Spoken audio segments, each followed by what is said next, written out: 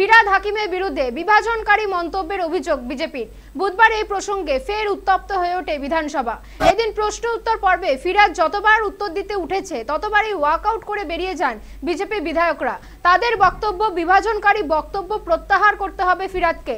পাল্টা জয় বাংলা স্লোগান দিতে শুরু করেন শাসক দলের বিধায়করা। দুপক্ষের বাদানুবাদে উত্তপ্ত হয়ে ওঠে বিধানসভা কক্ষ।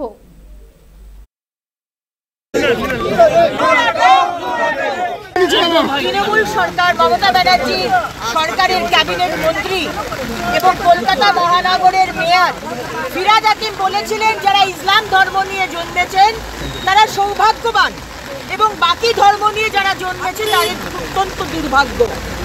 এবং আজকে আমরা ডিসাইড করেছিলাম যে আমরা ফিরাদ হাকিমকে বয়কট করব যতক্ষণ না ফিরাদ হাকিম ক্ষমা চাইছে, তার বিবৃতি দিতে হবে, তিনি তার স্টেটমেন্ট উইথড্র করছে। কিন্তু আজকে তৃণমূল দল, তৃণমূলের বিধায়করা তারা চালাকি করে। শোভনদেব বাবু যখন তার রিপোর্ট পেশ করেন তখন অধ্যক্ষকে বলছেন আমার রিপোর্ট ফিরাদ হাকিম করবে।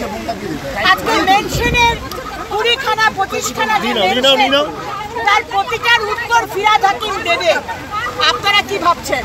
আপনারা এই উপর চালাকি করবেন? আপনার উপর চালাকিতে পা দেব? আপনাকে ক্ষমা চাইতে হবে।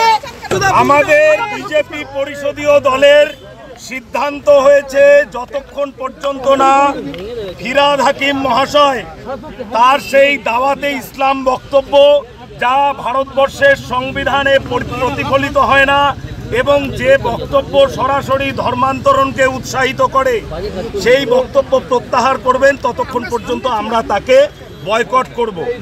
আজকে তাকে দিয়ে বারবার বলানোর চেষ্টা করা হচ্ছিল, সেই জায়গায় ভারতীয় জনতা পার্টির বিধায়করা ওনার বক্তব্যের সময় আমরা বেরিয়ে এসেছি। পশ্চিমবঙ্গের পবিত্র ভূমিতে সংবিধানকে সামনে রেখে শপথ নেওয়া একজন মন্ত্রীর মুখে এই শব্দগুলি বেমানান।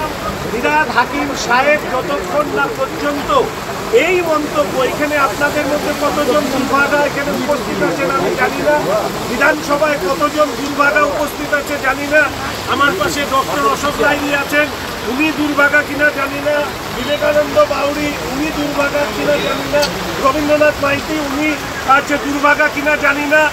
এই যে আমরা যারা দুর্ভাগারা, আমাদের একটাই বিনীত নিবেদন, ফিরাদ হাকিম সাহেব বর্ষিয়ান মন্ত্রী, একসাথে দুর্গাপুজো করেন আবার মিনি পাকিস্তানের কথা বলেন, উনি ওনার মন্তব্যটা দুঃখ প্রকাশ করে প্রত্যাহার করে নিন।